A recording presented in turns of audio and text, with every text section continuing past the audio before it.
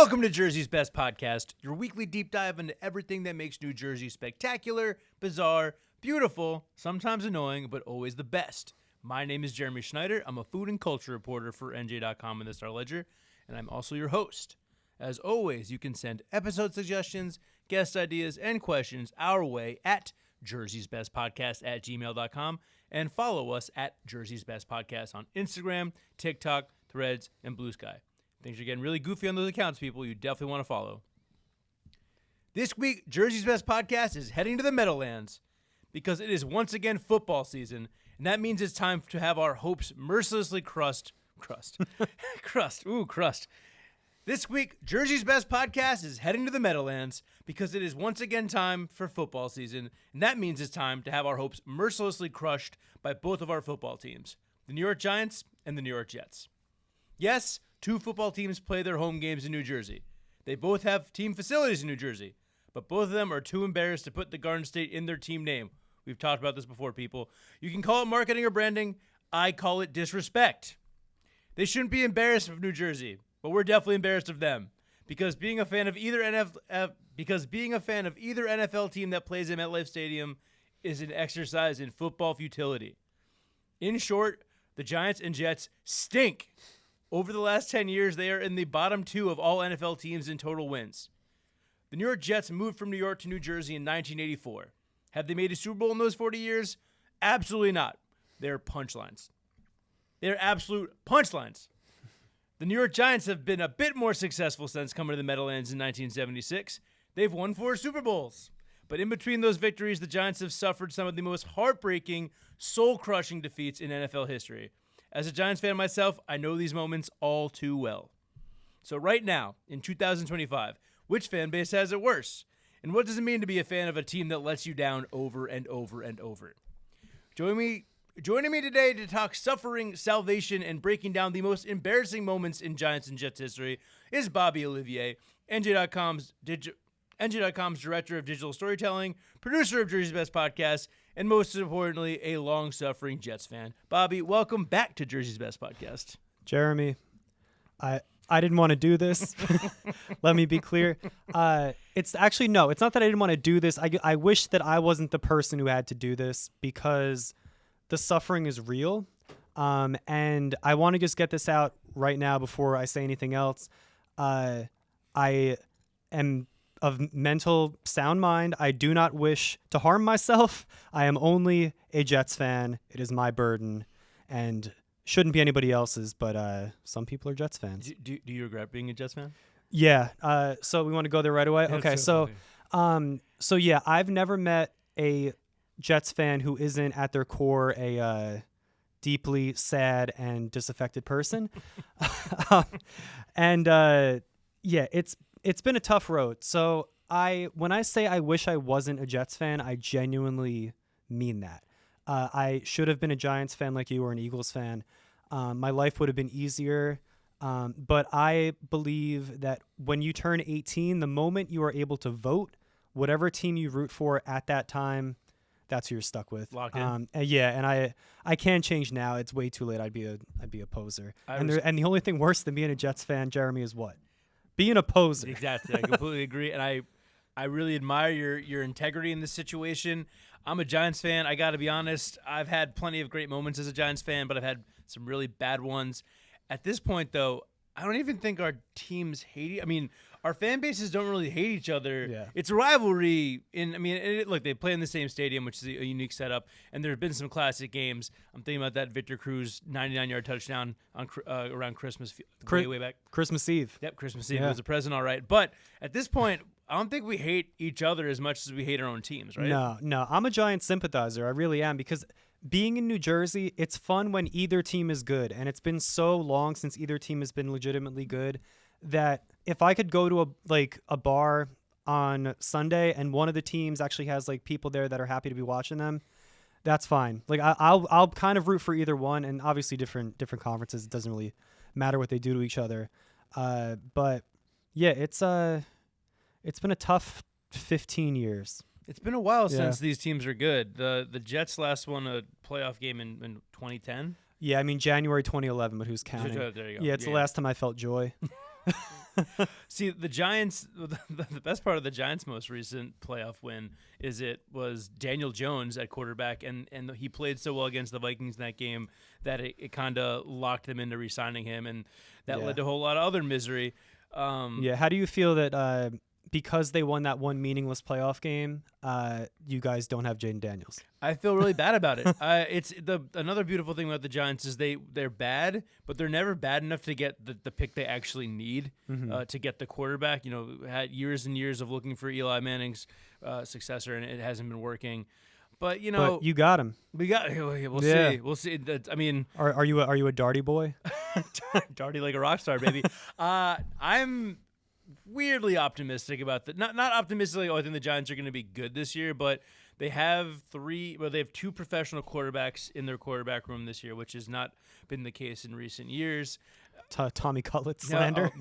Hold already. Up. One just maybe the most Jersey thing that ever happened was true. Tommy DeVito on the Giants. But I already miss him. I miss him too. I played My Hero by Foo Fighters the day he got cut by the Giants, and just thought about alone in your apartment. Yes, we had a vigil at Fiore's in Hoboken. But there is something distinctly Jersey about rooting for both of these teams, isn't there? Yeah. The underdog mentality, the whole delusion of we think we're great and everyone else is like, you are not great. And the fact that they play at MetLife Stadium, which is the great air conditioner in the sky or in the swamp, whatever. I hate it. We've talked about this on the podcast before. It's one of the worst stadiums I've ever been to. And it costs them so much money, and it's so generic. And frankly, it's what these two teams deserve at this point. Yeah. For a concert, it's good. So we both on different days went to Oasis at MetLife Stadium, and we both agreed right before we got on the podcast that that's the last time that anything in MetLife is going to bring us joy for the rest of the year, probably. I literally, as I was standing listening to Supersonic, thought about the fact that I was probably at the same place on the field where something bad happened to the Giants, because so many bad things had happened since that miracle Super Bowl run in 2011, 2012. Were you standing at the exact spot where Daniel Jones tripped trying to run down the field? That was at the link, but that's close just enough. That's showing how much. Maybe I was where Odell Beckham kicked a kicking net and fell over, or whatever happened. God, was that before or after he was crying? It might have been during. Yeah. I mean. All right. So before we get too deep into just like Giants and Jets moments, because we have plenty of that, I do want to just talk a little bit about like fandom in general, because being a fan of something is fun. Like even when the team is terrible, like I still enjoy talking to other Jets fans about our shared misery. It's a shared delusion. It's something to believe in. It's something bigger than yourself. And whether or not it's healthy to have your sanity tied to a bunch of like 25-year-old millionaires, and I'm not, and I could be talking about the Jonas Brothers or no, but they're older now. But they're millionaires. Everything I'm a fan of is kind of weird, I guess. Having like an existential crisis in the middle of the podcast. Yeah, that's what we're here for. But I don't know, like still, even when the Jets are bad, even if I go to MetLife Stadium, showing up, knowing that they're going to get killed by the Chiefs or the Patriots or whoever, the burger still tastes good in the parking lot. Like, it's still a good time. The tailgate's fun. You're wearing the same thing as everybody else. You feel part of something. And, I don't know. I'm a sucker for a little bit of community left in this world. I enjoy being a Giants fan, even when they embarrass me, just because, first of all, you embarrass me. I mean, I'm embarrassed, especially right now with the run or lack thereof for the Giants. But no, it's fun. We have good memories. Obviously, one thing that I love / hate is the fact that what was that guy? Someone just distracted me. Came to the window. We're gonna cut that. Talking to Giants fans are delusional because even like this week, I was having dinner with a buddy who's a Giants fan, and he was like, I don't know, man. 3-0 in the preseason. I was like, buddy, it's preseason. They're. I mean, that's progress for them because usually they even lose in the preseason. But there's a sense of community. There's a sense of just like and misery loves company too. Like even when the Giants are bad, it's like, hey, like at least I'm pissed off with my friends at this bar right now. Yeah. Who's your favorite Giants player? All timer right now. All time. Eli Manning. I feel like I've mentioned him on the podcast several times. Eli, come on the podcast. I know you have your own podcast, but we'd like you on ours. I feel like we could get Eli. He's so like I did not see that coming from him. He was he was an embarrassing mouth breather. I can't say we're not getting him now. I guess. No, Sorry, no, Eli. we're cutting that one. No, it's funny because Eli was embarrassing. Even and I say that as someone who loves Eli Manning, had his jersey growing up. Even when they were winning, he still had he had Manning face. He looked dopey. He won 2 Super Bowls against Tom Brady, the best quarterback of all time, and he's still kind of a punchline, like because he had a 500 record, and because he's probably, if he doesn't go to the Hall of Fame, he'd be the only quarterback to win 2 Super Bowls and not make it there. I think he'll make it there. Who's your favorite Jet? Well, before we get to that, my favorite Eli Manning photo of all time. Which one? It was during, I'm pretty sure it was Hurricane Sandy. He was at his apartment building in Hoboken, and it's just like the ground level's flooding, and it's just him in like basketball shorts taking a picture of the flooding. It's like, wow. Like anybody else, just looking even stupider than usual. My favorite, probably Curtis Martin. I feel like that's a pretty safe pick. Yeah, that was the last time the Jets were like legitimately good. And yeah, I miss him. I miss Eli because the Giants have been in quarterback hell ever since they got rid of him. The annoying thing about being a Giants fan is you can't really complain because this whole thing is a farce. Like you cannot complain. I would never compare myself to a Jets fan. And anytime I meet a Jets fan, I respect them. Yeah, you don't know the darkness. No, I mean I've seen the light of the Lombardi Trophy. I've seen it happen twice in my lifetime, and it happened before that even. But the thing is, other than first of all, those 2 runs were miracle runs. They were awesome. They were fantastic. But there were multiple points in both of those runs where I was like, "This team is done. This is embarrassing. Like, there's no way they're like in the regular season they were dead in the water." And the thing is, they made these runs, and now that we have 2 Lombardi trophies in the case from the past decade or so. You can't complain about anything. You can't complain about the fact that they've been an absolute laughingstock ever since Eli Manning left, ever since Tom Coughlin left as coach. We're going to talk about the embarrassing moments, but there were so many embarrassing moments in the last decade alone that the Ringer did like a similar story to this. Most embarrassing moment for the Giants and Jets in the last decade. Yeah, and doesn't it make it worse for you that they have sucked so much the last decade, but you can't complain about it? Like, at least I can complain and everyone feels bad for me. Like, nobody feels bad for you. No, and they shouldn't. Yeah. And I will say, as a former sports writer, and this is the second time in a row this has come up on the podcast, I've really tried to let sports get to a place in my life where I let it positively affect my mood and never negatively affect my mood. What is that like? It's not happening. I've gotten better at it, but there are moments on our list where I almost broke my laptop after one Giants loss. But I mean, yes, they had the 2 Super Bowl runs, but since Super Bowl 46, the Giants are 79-132. Tom Coughlin is arguably the best quarterback. I'm sorry, Tom Coughlin is arguably the best coach in Giants history. He's been gone for 10 years. In the last 10 years, the Giants have 5 head coaches. None of them have winning records. Boo-hoo. In that stretch, they've had 2 offensive rookies of the year. Rookies of the years. Odell Beckham Jr., Saquon Barkley. 2 absolute incredible players. One's going to the Hall of Fame, probably as an Eagle now because he won a Super Bowl with the Eagles right after leaving the Giants. Odell Beckham became a punchline, which is really sad. He went. Ever since that yacht. Well, the yacht. The crazy catch he made against the Cowboys might have actually been the worst thing that could have happened because he just his rise was so meteoric. Yeah, he was so good. He was that amazing. First 2 years or whatever. Oh man, he was good. There was a stretch of Giants history where they were bad, and Eli Manning was probably washed or getting to be washed up. And it didn't matter because once or twice a game, Eli would just torch him. Odell Beckham on a slant, and he would just be gone. Watching Odell Beckham Jr. highlights, it's very bittersweet because it's like, holy shit, I can't believe he was that good, and holy shit, I can't believe they wasted it. And in hindsight, they traded him, and it was embarrassing at the time because it was like, what the hell? You don't trade a player that good. But they got 2 first-round picks for him, and Odell Beckham was never quite the same again. Yeah. So it's really, really a bummer. Yeah. Yeah, everything we're saying is a bummer. So all right, so I think we should get to the embarrassing moments. Here are the 10 most embarrassing moments in Giants and Jets history. We're going to alternate between Giants and Jets moments. Number 10 is a Giants moment, so I'll take the lead on this one. Daniel Jones trips. This could be many moments, but against the Eagles in 2020, Daniel Jones appeared destined for a touchdown on a designed run. There was no one in front of him. He had nothing but green on his way to the end zone, but as he was breaking away from the defenders, he was nearly at the end zone. He tripped on his own feet, turning the touchdown into an 80-yard run. It went viral. It just completely personifies the Daniel Jones era. Like, yeah, you're talented, but you're still an absolute goof, and you're not actually as good as you were promised. And they're still trying to recover from taking him number 6 overall in I think it was the 2019 draft.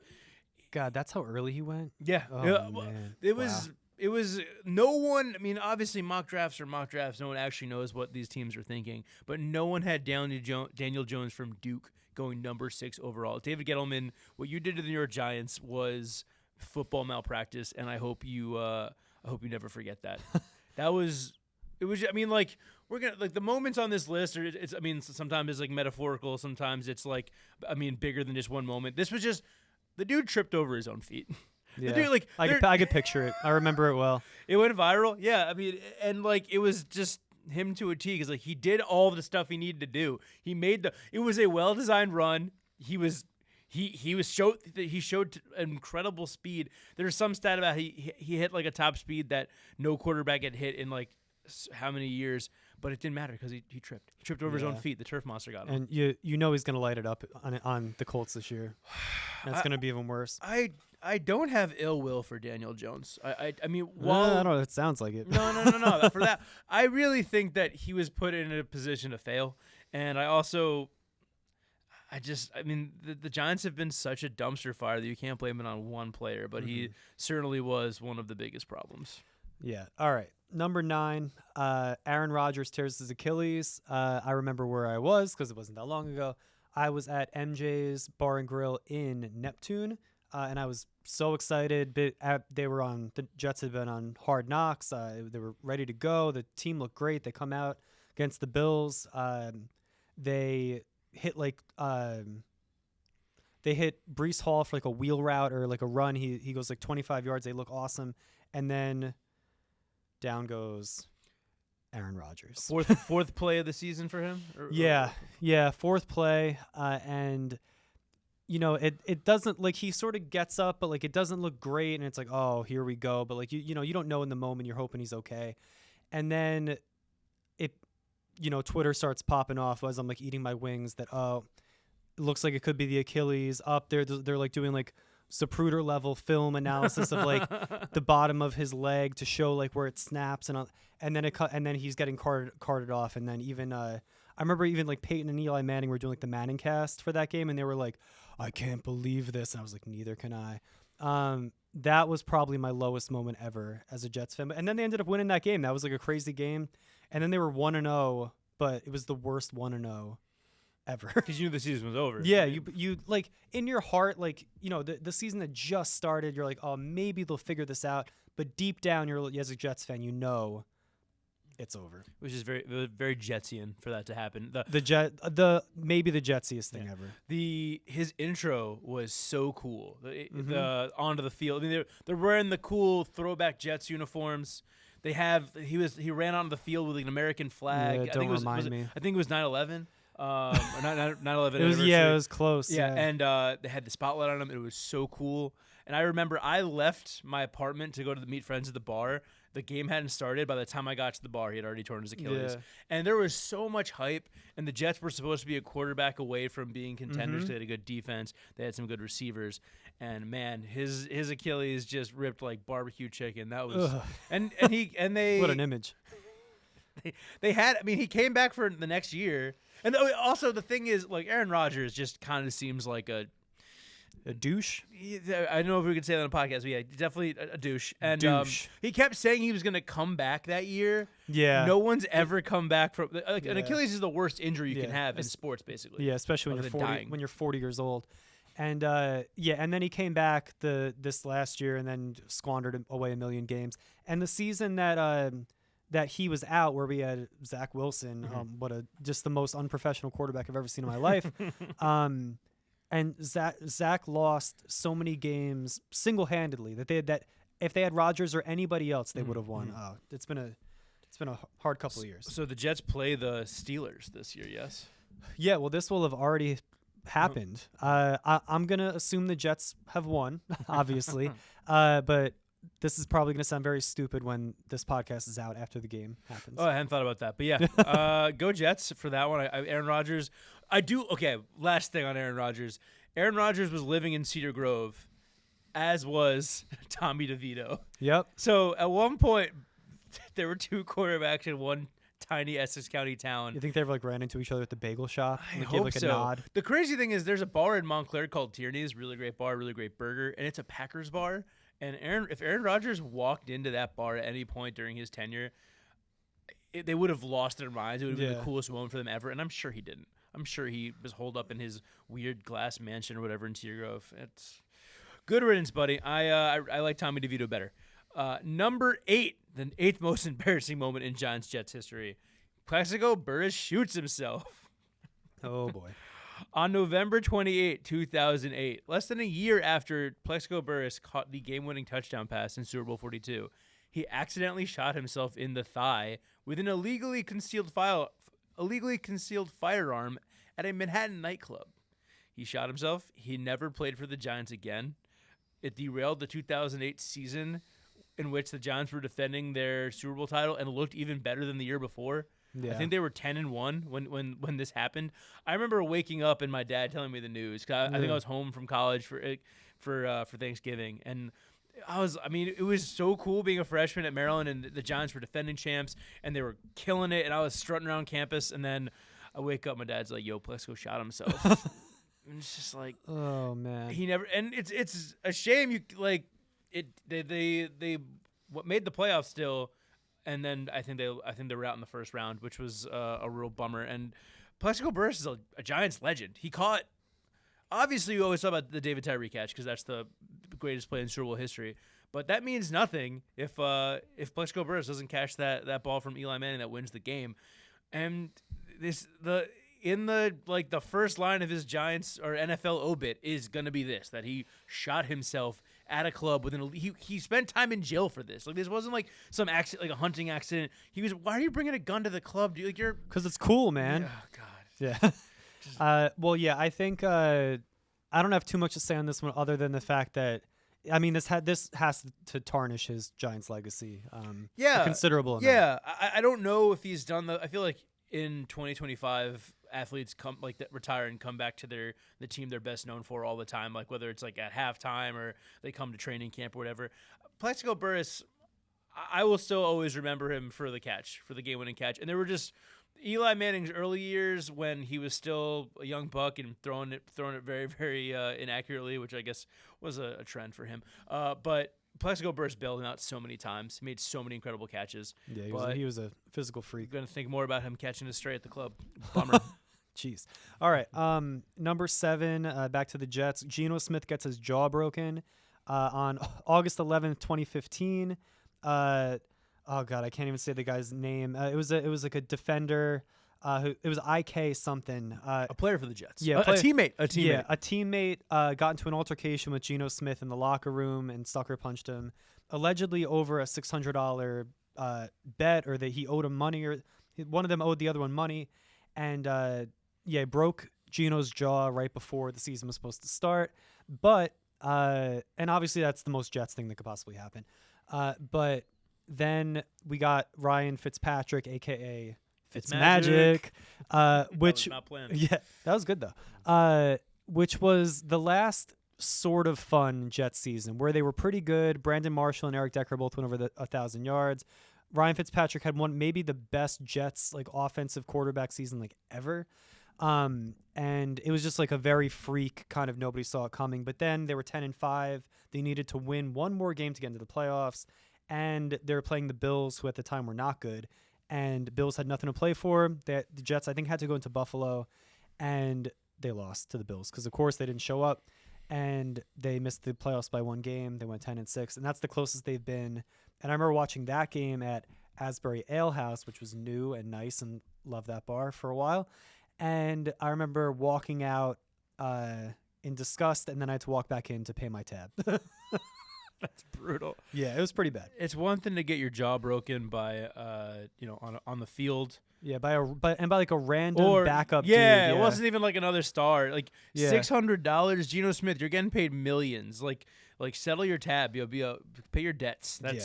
That was very Jetsian. I remember that as across the Meadowlands as a Giants fan. I was like, damn, it might be bad, but at least it's not that bad for us. And it does also hurt that like Geno Smith has gone on to have like a pretty successful career with the Seahawks, and now is with the Raiders. The Raiders, yeah. Which, and I hope he does well. I don't really have ill will towards him, but the time he was with the Jets really wasn't very good, and it was like the end of the Rex Ryan era, and yeah. Would you say it's a footnote on the Rex Ryan era? Yes. Ha ha ha ha. All right, onward.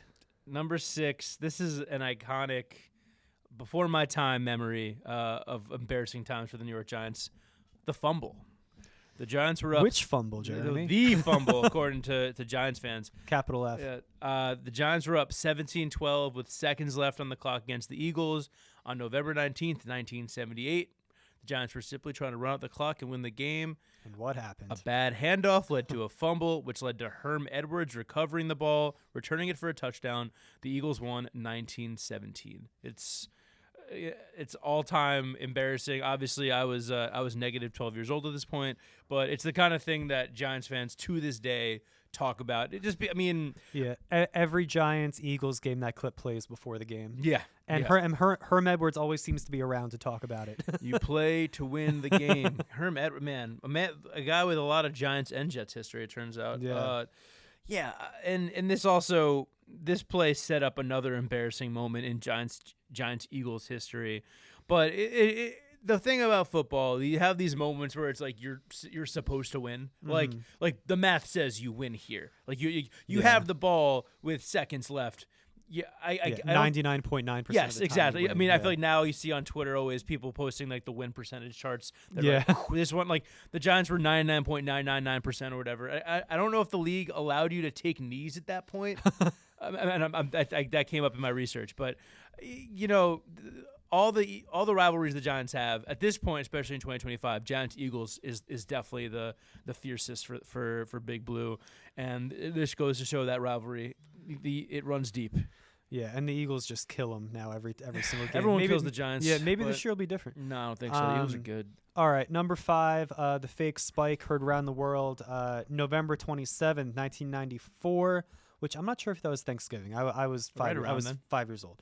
But Dan Marino faked a spike and instead threw a game-winning touchdown pass for a 28-24 win over the Jets. Jets were up 17-0. And luckily, I was not a fan yet, but I will tell you how I became a fan because that hasn't come up yet. So it was 4 years later, 1998, and two things happened, I'll say. That's when I really sort of came on, like, paying attention to professional sports and became a Yankees fan. 98 Yankees, best team ever. And that's been a pretty fruitful fan experience, I would say. A little bit. And then I also became a Jets fan because I liked Vinny Testaverde because he was Italian, like my family. And the Jets were good, and they made it to the AFC Championship game. And they should have beat the Broncos. They were up 10-0, but then they blew that game. And I'm still convinced that they would have beat those Falcons that the Broncos ended up beating in the Super Bowl. The Jets would have won that Super Bowl. And that's how I got locked in, and I've been stuck ever since. You're stuck now. Yeah, but I don't remember the fake spike, but I have seen plenty of clips on it, and it is, pretty bad. Dan Marino, best quarterback to never win a Super Bowl, everyone says. Yeah. The fake spike thing, that's an option in Madden, I remember, and I was like, who would ever fall for this? But, but the Jets did. That's, man, and to blow it, football, the nature of football with like these big leads, it's so debilitating when you're like, you're up 17-0. You're going back to the fridge to get a beer, and you're like, oh, we got this. Like, this game's over. And then it's like, oh, and you can feel it slowly slipping away. Yeah, football is very much a momentum sport, the way that like basketball is too. And we have to remember as football fans, like 17-0, that's really 2.5 to nothing. Like we get caught up in these big number differentials, but like people score a lot of points at once, especially in 2025. But Yeah. if we're talking about momentum, if we're talking about blown leads, we got to talk about number 4, the miracle at the new Meadowlands, which is the follow-up to the previous miracle at the Meadowlands. Once again, Giants Eagles. Once again, Giants are in position to win. Once again, they blow it. The Giants had a 21-point lead against the Eagles on December 19, 2010, and the Giants, as they often did around this time, completely collapsed. This was a good one. Yeah. For you, maybe. Oh man, this might have been my lowest point as a Giants fan. Yeah. It was. I remember watching this game. It was. It was. I mean, they were up so big, and it just. I mean, like they'd been dominating the whole game. It was one of those games like. Talk about like feeling like the game was over. That thing was over, and they even scored a late touchdown pass. The Giants to like extend the lead. Like, okay. We stopped the bleeding. We're gonna be okay. But then, just jump to the end. Jump Deshaun to Jackson, man. Deshaun fucking Jackson. We might have to bleep that. Okay. Basically, the game is about to go to overtime. There's a few seconds left. I forget how much time exactly. But the Giants have to punt. Matt effing Dodge is supposed to punt. He's supposed to kick it out of bounds. So Deshaun Jackson, aka one of the best returners of his era, wouldn't have a chance to return it. But what happened, Jeremy? Spoiler alert, he didn't do that. He kicked it right to Deshaun Jackson. Deshaun Jackson returned it 65 yards for a walk-off punt return touchdown. It was the first. I'm pretty sure it was the first time, maybe the only time that's ever happened. And he did the thing where he like was running along the goal line, which you could do in Madden when you're being a dick. Yeah, to kill time. I almost broke my laptop. Because like that era of the Eagles was so annoying, as if they're never not. But I mean, Michael Vick, Deshaun Jackson, the Giants were the better team. They should have won that game. And my God, it makes me mad just thinking about it. I can like see it in my head, and they're like the way it was like so. The Giants have a history of being completely embarrassing on special teams. Yeah, and then didn't Tom Coughlin like basically stab Matt Dodge? He like ran to him like on the field, and like his face got super red as he was wont to do. It was like, ah! And I mean, I don't blame. Like, dude, you have one job. What was he like? He was he was angry. He was. I mean, Tom Coughlin was always angry, and Dwayne turns me down after that. I'm redlining, just like Tom Coughlin's face was redlining. The Giants went on to miss the playoffs that year. They were really good, and they still missed the playoffs. And it was just like the thing about football. There's something. I don't know. I feel. I know this whole thing is about embarrassment. I legitimately remember my earliest memories of Giants fandom. I would be embarrassed to go to school after losses because like one of my best friends was a big Cowboys fan and he would talk so much smack even though he wasn't from Dallas. Where is he now? Jail? No, he's living in New York and he just had to watch the Cowboys trade Micah Parsons, which was hilarious for me. Miracle at New Meadowlands, absolute nightmare. Deshaun Jackson, I see you in my nightmares. Yep. All right. Number 3, Bill Belichick quits the Jets. Moments before Bill Belichick was to be formally introduced as coach of the New York Jets, he scribbled on a sheet of paper, "I resign as HC of the NYJ." Couldn't even spell it all out. Yeah, which I have tattooed on my back. He went on to coach the Patriots. I don't know if anybody knew that. They did all How'd right, that go for him?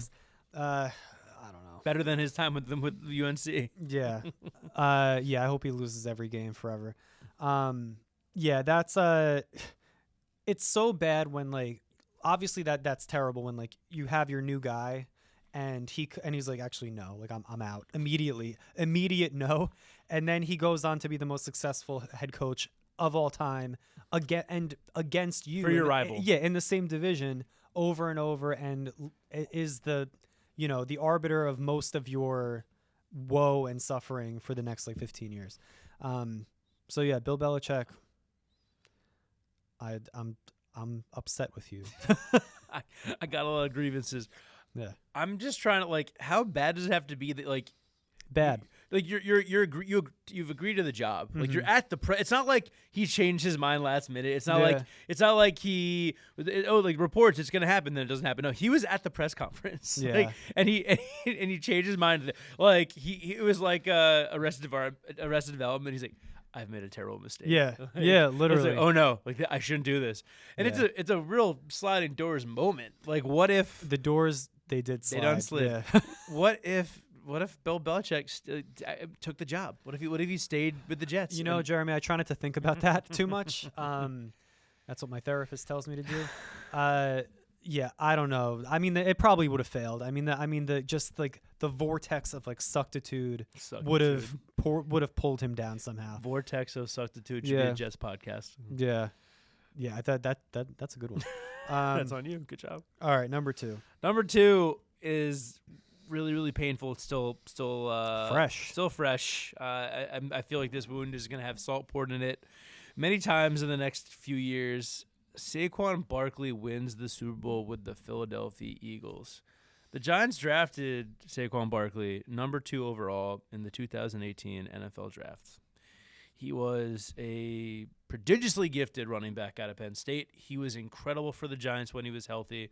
By all accounts, he was a stand-up dude in the locker room, in the community, loved being a Giant, blah, blah, blah. And the Giants, after contract disputes and I forget if they franchise tagged him or not or whatever. Basically, they chose to give Daniel Jones a contract and chose not to give Saquon Barkley a big contract. And what happened? Well, he signed with the Eagles. Signed with the Eagles like moments after free agency opened. It was like, boom, he was done. He was there. And then he went on to have one of the best seasons in NFL history for a running back. Went on to win the Super Bowl for the Eagles. And it's one thing like if let's say like you break up with somebody and like you never see them again. But imagine if you break up with somebody, you just see them And they become the president. yeah, or they become like the nation's sweethearts with their next partner, and you're just seeing it everywhere. And then they're getting married at the Super Bowl. Or it's You're like the Joe Alwyn to Taylor Swift. Sorry to take it to Taylor Swift, but and I guess the Eagles would be Travis Kelce. well, they had Jason Kelce, so that's fitting. Yeah, but at least the Saquon stuff wasn't captured on film for an HBO docuseries. Oh wait, it was. And the Giants will probably never let HBO cameras into their offices ever again. Look, Yeah. I want to say there is some logic to not giving a big contract to a running back in 2025 NFL because the way the league works, the way rosters are structured, the way the Giants are structured, a really good running back is often a luxury. Mm-hmm. Saquon Barkley was not like the Giants were trash last year. They had the number 3 pick in the draft. I don't think they weren't making the playoffs if they had Saquon Barkley. Whatever helps you sleep. I don't think they were. No, I mean he would not have run for 2,000 yards. No, the Giants' offensive line yeah. sucks. And what annoyed me the most about this whole thing was when people were so surprised. They're like, "Wow, like he's so good. This must really hurt for the Giants." Well, yes, it does. But also, this was so predictable. This was so obvious. You took probably the most talented running back in the league and put him behind one of the best offensive lines, put him with one of the best quarterbacks in the league, put him with one of the best receiving corps in the league. It was and what really annoys me is Giants fans were mad at him, and I was like, obviously it sucks, but you can't be mad at the guy for hey, here's the perfect situation and we're gonna pay you. And by the way, he grew up an Eagles fan, so someone was like, this is worse than Tiki Barber. No. What Saquon did was, I mean, it sucks for Giants fans, but he didn't do anything wrong. Like that, like you can't be mad at a guy for doing what's right for him, especially if he wanted to be a Giant. He tried to sign a long-term deal with them, and they never got there. So, yeah, the Eagles won the Super Bowl last year with Saquon Barkley. They'll probably do it again this year. It's gonna be absolute torture playing them every year for however long he's there. Yeah, but I have a fantasy draft tonight. I do hope I get him. He's really good. But all right, before we get to number 1, we should have brought this up before. What do you think the split of like Giants to Jets fans is in New Jersey? Because I obviously encounter so many more Giants fans than Jets fans. Like for every one Jets fan that you encounter, how many Giants fans would you say you encounter? More. Like, I mean, like 5. Yeah, that's 10? a good question. I think a factor is that the Jets were in New York longer than the Giants. The Giants came over first, and the Giants also. Well, the Jets have more of an association with the outer boroughs, so I think that might be a factor here. But And also, the Giants have been better than the Jets in our lifetime. And I mean, people like a winner. yeah, no, I mean, as a kid, you're seeing. I mean, like, imagine kids growing up now. They saw Odell Beckham. Before that, they saw Eli Manning. Like, it makes sense you'd want to be a Giants fan. I do think there are more Giants fans than Jets fans in New Jersey. I respect Jets fans as much, if not more, than Giants fans because you gotta really love your team. Yeah, we got character. Yeah, no, you got chutzpah and you got dedication. It's Giants fans, frankly, I find Giants fans to be incredible. As a Giants fan, I find them annoying because it's the way they complain about Odell Beckham Jr. was really, really annoying. He was so good, and they would get so mad at him for his antics. I'm like, buddy, I don't care. Dance all you want if you're scoring touchdowns. And they're happy when he got traded. And I was like, they just traded the most talented receiver in franchise history. So Meanwhile, every Jets fan has like a police record. Yeah. Not me. Speaking of police records, we got a crime on the football field. Yeah. All right. Number one, which you've probably known it the whole time. It's behind us on the the butt fumble, which is directly over my head if you're watching video.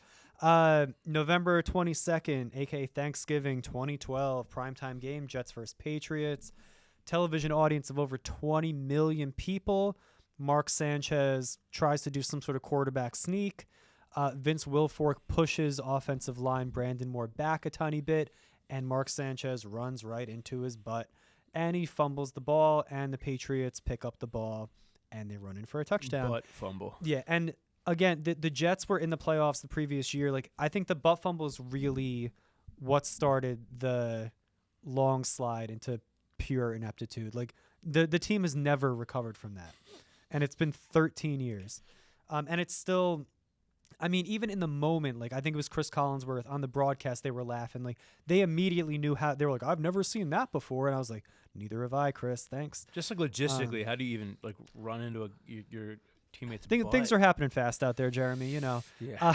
But and I mean, Mark Sanchez was the last quarterback to be a playoff quarterback for the Jets for 2 years, and he will forever be known as the butt fumble guy. He will never live. He's a decent broadcaster. Handsome dude. Yeah, I'm sure. He's doing fine. Well, he looks pretty upset in the picture behind us. Yeah, it's one of on account of the butt fumbling. Yeah. It's one of the great like visual like sight gags or like the physical comedy of him. It looked like you could hear like yakety sax playing. Yeah, and like it looked like Three Stooges type stuff. You know, thinking about it now, this was 2012. This was like right when everyone was getting smartphones. Everyone can send GIFs. Like, this just was everywhere so quick. Like, it was the beginning of like the meme era. Yeah, like meme culture. It got like, memed to death. Yeah, like it was just the perfect storm of terrible, horrible, no good, very bad moments. I mean, I feel like even if you're a Patriots fan, and you say the Patriots are the Jets' biggest rival, yes? 1,000,000%. Even as a Patriots fan, I feel you gotta feel a little like that's embarrassing. That's I know I've said embarrassing 1,000 times in the last hour, but just like I feel like you couldn't even recreate that if you wanted to. Like no. the physics. Has it happened since? Not really. Mark Sanchez exactly. Retired, so it's not gonna happen again. Yeah. And he had some good you said he had some good moments for the Jets. He was a game manager. All right. So who's got overall in 2025? Which fandom in New Jersey has it worse? Jets. I mean. Thank you, Jeremy. No. I honestly think the Jets might be better than the Giants this year. I actually don't think that. Yeah, I mean, but just the history is. I mean, frankly, the Giants, things were so embarrassing for so long, and I think Daniel Jones is gone now. They have Russell Wilson. They have Jameis Winston eating that W. They got Jackson Dart, and also the Giants drafted Abdul Carter, who is supposed to be the next Micah Parsons. He's insanely good. I don't feel existential dread about the Giants right now, which is probably proof that if we do a midseason update, the Giants will be 0-8 or whatever, and I'll be miserable. Yeah, when this episode drops, both teams will be 0-1, probably, and we'll be off to another year of misery. Nah, it's not, I don't think it's close. I mean, we split the moments here, but there were a lot more Jets moments that we could have brought up. Yeah, anything from the Rich Kotite years would have been fine. But yeah, we got to wrap this up before I before I go up on the roof. But Bobby, this was a lot of fun, or Was it? it? Yeah. Not really. But before we let you go, we're going to compete in the Garden State Gauntlet, Giants and Jets edition. We're going to go back and forth. Are you ready for this? Sure. We've talked about a little bit of this, but we'll hit on some more stuff. Favorite Jets player? All right, I said Curtis Martin before, but I'll give Wayne Corbett too, who once was spotted at the Freehold Raceway Mall movie theater, the AMC. The more you know. My favorite Giants player, Eli Manning, followed by Michael Strahan, who once lived in Montclair. Least favorite Jets player? Zach Wilson, probably. I mean, it depends on the day, but right now Zach Wilson. For me, the least favorite Giants player is probably Eric Flowers. He was he was bad, an absolute bust, and was just really bad. Favorite Jets memory? I mean, probably I mean, it's got to be those 2 playoff runs when they beat. Actually, I was in college, and they were playing the Chargers, and I want to say the divisional round, or it might have been the wild card round. And I think it was Sean Green broke off a long run that sort of sealed the game for them, and it was clear that they were going to be moving on. And the Jets it made the Jets season actually real, and they were actually good. And I was like, oh my god! And I remember running through the halls of my college. My favorite Giants memory, Super Bowl 42, is not hard. I remember. Must be nice. It was very nice. I remember. Funny story. I was very, very, very drunk? Not drunk. Not very drunk. I was very superstitious about the Giants. The year they won the Super Bowl, I insisted on watching every game by myself in my attic, and I watched Super Bowl 42. My friends had parties and stuff. I was in my attic by myself. Didn't even watch with my dad, who was the reason I'm a Giants fan. Watching on this tiny little TV. It's like a TV VCR combo. And so I saw David Tyree make the greatest catch in Super Bowl history on this tiny little screen. And when they won, I just ran downstairs, hugged my dad, ran to the street, ran up to see one friend on one end of the street, and to the other. It didn't feel real. It felt like a movie, and I still kind of that does feel like a movie. Yeah, I could hear the music playing. Yeah, and when it comes down to it, you cannot complain as a Giants fan ever again, because David Tyree caught a football on his head, and they beat the undefeated Patriots. So whatever happens, they could lose every other game for the rest of my life, and I'd say, you know what, we still have David Tyree. Yeah. Least favorite Jets memory. Oh God. Well, we've gone through a few of them. I won't say the butt fumble. God, more recently, I mean, we could stay on Zach Wilson because I really just hate Zach Wilson. There was one game, 2 years ago where they were playing the Patriots, who were also not good, and it was just the ugliest game ever. And then I'm pretty sure the Patriots won, and the last second, I think on a punt return or a kick return, they ran it back. And again, I was at another bar. I was at Deal Lake Barco, great place, and I had already paid the tab because I knew the Jets were going to lose. And it was either 0-0, 0-3, and I saw that the guy broke away, and then the whole bar is erupting, and I literally just walked out by myself. Yeah, I enjoy walking out as the Jets lose. Yeah, it's a sad movie. My least, the meltdown in the Meadowlands, probably my least favorite Giants memory. But I'll bring up the last time I went to a Giants game. It was Giants Eagles in, I think it was 2007. And my dad got us these really good seats, and the Giants absolutely blew it, and I didn't know how to regulate. It was my first time going to a game as a real fan, knew what I was watching, and I cursed in front of a bunch of kids, and it was really embarrassing. Cool. Yeah. No, it was not cool. My dad was like, "Yo, my friends here, you're embarrassing me." Yeah. Sorry, Dad. If you played for the Jets, what position would you play? Quarterback. I could spin it, baby. No, and they need somebody. No, I hope Justin Fields is good. Please let Justin Fields be good. But if not, I'm ready. I would be a punter for the Giants. It was a running bit in high school that I wanted to be a punter, and there's pictures of it. Can you kick a football? Kinda, not probably not enough to be in the NFL, but I'm not. Probably not enough. Probably to be not. In the NFL, if my career as a podcaster doesn't take off, I'm just hey, Giants. I'm the next Jeff Eagles. What is your prediction for the season? I'm gonna say 9-8. Don't make the playoffs, and we finished 9-8, but we go we're at 4-7 at one point. The night we back into a 9-8. So even though we have a winning record, the season was still lost. Early on, the games didn't actually matter, and then we don't get another good draft pick, and then we do it all over again. I think the Giants will. Actually, I think they're going to win Week 1. I just have a weird feeling they're going to beat the Commanders. But I think they go 6-11. I think Jackson Dart gets in eventually and looks promising enough to be like, oh, okay, maybe the Giants aren't complete morons, but not enough to be like, oh, they got their guy. So we'll see. I weirdly don't feel existential dread as a Giants fan right now. Maybe it's just like been killed in me. Yeah, no, I'm excited for Sunday for both teams. I think both teams have like actual things to watch, and it's not going to be. They're not going to get killed every game. If nothing else, it's an excuse to drink beer, eat wings, and watch sports with friends at a bar, which is one of my favorite things. Favorite wings? Lucky Sevens. Okay. Jersey City, great wings. You got to get out of that city. All right. I mean, I know other spots, but those are really good. Shouts to Charlie Brown's. I miss your wings. All right, Bobby, this was a lot of fun. Where can people find your info? At Bobby Olivier. Looks like Oliver, but it's Olivier. On Twitter, Instagram, whatever, or just follow Jersey's Best Podcast and get our content. Please, we're making it for you. Thank you to our audio producer, James Shapiro, our video producer, Dwayne Uzzaro, our executive producer, Bobby Olivier. Thank you to Schmutzadelis for our theme song. If you have questions, episode ideas, guest suggestions, thoughts, anything like that, please email us at jerseysbestpodcast@gmail.com. Remember to like, subscribe, and leave us a review wherever you get your podcast. Really, really important for us. And please consider subscribing to NJ.com. Please do it. There's a link in our episode notes. New Jersey needs high-quality journalism, and our journalists need you. Tune in again next week for the latest episode of Jersey's Best Podcast. And remember, Jersey forever.